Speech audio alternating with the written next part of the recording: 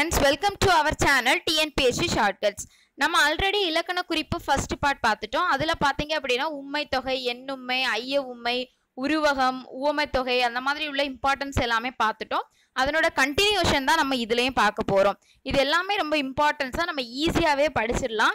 Just ஒருக்க பார்த்தாலே போதும், நமக்கு மறக்கவே செய்யாது. அந்த மாதிரி நம்ம படிச்சிடலாம். சரிங்களா? இன்னையில இருந்தே படிக்க ஸ்டார்ட் பண்ணிருங்க. இப்போ ஒவ்வொரு நிமிஷமும் நம்மளுக்கு யூஸ்ஃபுல்லாவே இருக்கணும். குரூப் 1 எக்ஸாம் வரப்போகுது. உடனே நோட்டிஃபிகேஷன் போடுவாங்க. நாள் போய்கிட்டே இருக்கும். நம்ம நாளைக்கு படிக்கலாம் இருந்தோம் அப்படின்னா டைம் போயிட்டே இருக்கும். ஸோ நம்மளால படிக்க முடியாது. ஸோ இன்னையிலேருந்தே படிக்க ஸ்டார்ட் பண்ணுங்க.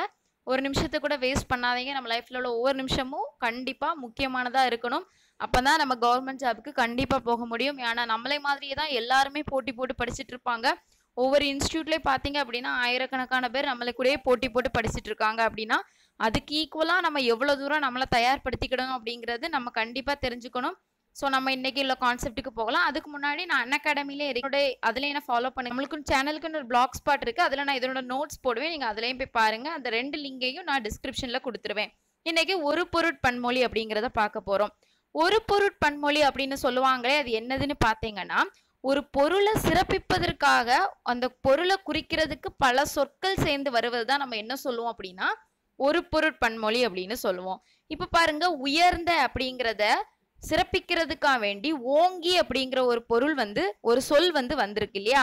அப்போ ஓங்கி உயர்ந்த இதுல ஓங்கி அப்படிங்கறதான் ஒரு பொருட்பன்மொழியா சொல்லி இருக்கு.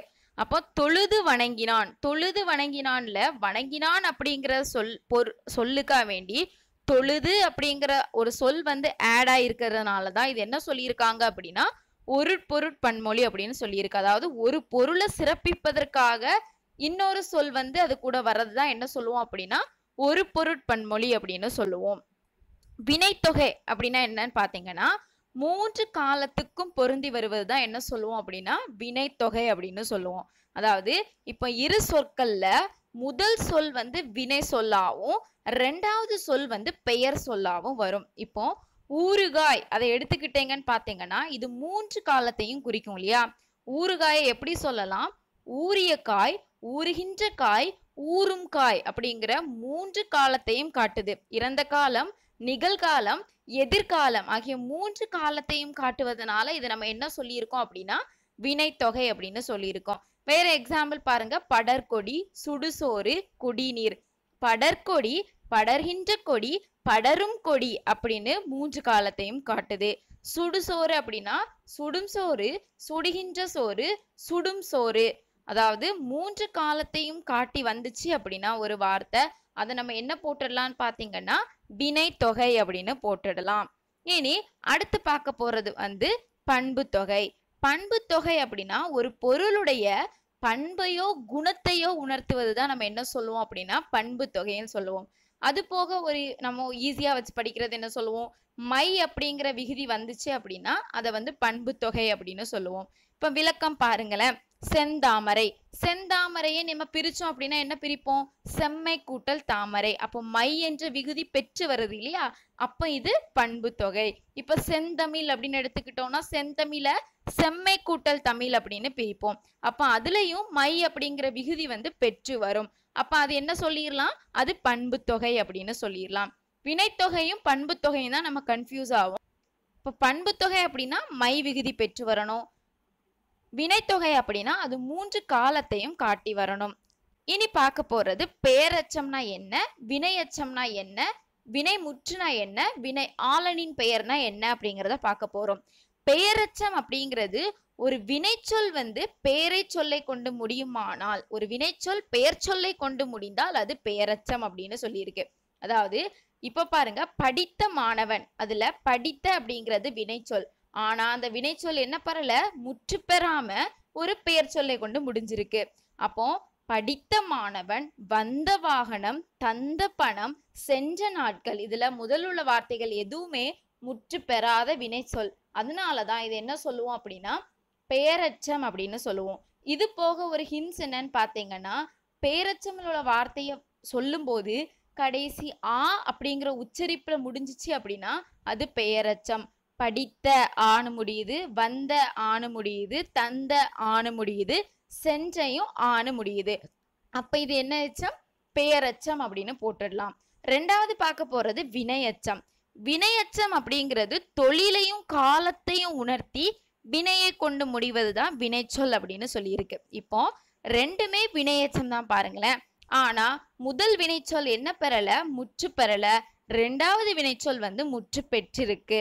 படித்து முடித்தான். படித்து அப்படிங்கிறது முற்று பெறல.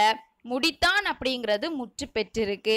இது போக இது எப்படி ஈஸியா நம்ம கண்டுபிடிக்கலாம்னு பாத்தீங்கன்னா, படித்து, வந்து, ஓடி, பாடி, அதாவது உ இ அப்படிங்கிற சத்தத்துல முடிஞ்சிச்சு அப்படின்னா அத வினையெச்சம் அப்படின்னு சொல்லலாம். ஆ அப்படிங்கிற சத்தத்துல முடிஞ்சிச்சு அப்படின்னா பெயரெச்சம். உ இ அப்படிங்கிற சத்தத்துல முடிஞ்சிச்சு அப்படின்னா அது வினையெச்சம்.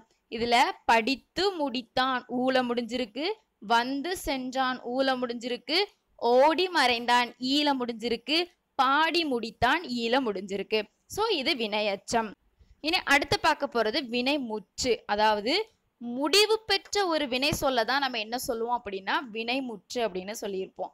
அதாவது இப்ப பாருங்களேன், எக்ஸாம்பிள் படித்தான். படித்தான் அப்படிங்கிறது ஒரு வினை சொல் முடிவு பெற்றுட்டு இல்லையா? படித்தான் அப்படின்னா அவன் படித்து முடித்து விட்டான் அப்படின்னு தானே அர்த்தம். அவன் படித்தான் அப்படிங்கிறது வினை முற்று. இப்போ இந்த படித்தான்லயே பாருங்களேன், படித்த மட்டும் எடுத்தோம் அப்படின்னா அது ஆ அப்படிங்கிற விகுதியில முடிஞ்சிருக்கு. அப்ப அது பெயரெச்சம். படித்து அப்படின்னு எடுக்கும்போது ஊ அப்படிங்கிற விகுதியில முடிஞ்சிருக்கு. அது வினையெச்சம். படித்தான் அப்படிங்கும்போது அது என்ன சொல்லியிருக்கு? அந்த வினை சொல் முற்று பெற்றிட்டு அதனால அது என்ன ஆயிடுச்சு? வினை முற்று ஆயிடுச்சு. படித்தான், முடித்தான், இது எல்லாமே என்ன ஆயிரும் அப்படின்னா வினை முற்றுல வந்துரும். இது நீங்க கன்ஃபியூஸ் ஆகக்கூடாது. பெயரெச்சம், வினையெச்சம், வினைமுற்று, வினையாளனையும் பெயர்ல கன்ஃபியூஸ் ஆகக்கூடாது. வினையாளனையும் பெயர் அப்படின்னு பாத்தீங்கன்னா ஒரு வினைமுற்று சொல் தன்னுடைய பொருளை காட்டாம அந்த செயலை செஞ்சவனுடையவோ அல்லது அந்த பொருளையோ குறிக்க பெயர் சொல்லா வருவதுதான் என்னது சொல்லுவோம் அப்படின்னா வினையாளனையும் பெயர் அப்படின்னு சொல்லுவோம். படித்தான் அப்படின்னு சொல்லாம படித்தவன், அதாவது அந்த படித்தல் அப்படிங்கிற தொழிலை செஞ்சவனை தானே குறிச்சிருக்கு படித்தவன். கண்டான் கண்ட அப்படின்னு சொல்லாம கண்டவர், அதை பார்த்தவரை சொல்லியிருக்காங்க. சென்றனன் அப்படிங்கிறது சென்றவர்களை பத்தி சொல்லியிருக்காங்க. அப்ப எது என்ன ஆயிரும் அப்படின்னா வினையாளனையும் பெயர் ஆயிரும். இது போக ஒரு சின்ன ஹின்ஸ் என்னன்னு பாத்தீங்கன்னா, அவர், அவன், அண்ணன் அப்படிங்கிற விகுதியில முடிஞ்சிச்சு அப்படின்னா அது வினையாளனையும் பெயர் அப்படின்னு போட்டுடலாம். அவன், அவர், அண்ணன் அப்படின்னு முடிஞ்சிச்சு அப்படின்னா அது வினையாளனையும் பெயர் அப்படின்னு போட்டுடலாம். உங்களுக்கு புரிஞ்சிருக்கும்னு நினைக்கிறேன். இது மாதிரி நிறைய வீடியோஸ் வேணும் அப்படின்னா என்னோட வீடியோ உங்களுக்கு பிடிச்சிருந்துச்சுன்னா லைக் பண்ணுங்க, ஷேர் பண்ணுங்க, கமெண்ட் பண்ணுங்க, சப்ஸ்கிரைப் பண்ணுங்க. சப்ஸ்கிரைப் பண்ணும்போது பக்கத்துல இருக்கிற பெல் ஐக்கானை சேர்த்து கிளிக் பண்ணுங்க அப்படின்னா நான் போடுற வீடியோஸ் உங்களுக்கு உடனுக்குடன் நோட்டிபிகேஷன்ல வந்துட்டே இருக்கும். தேங்க்யூ.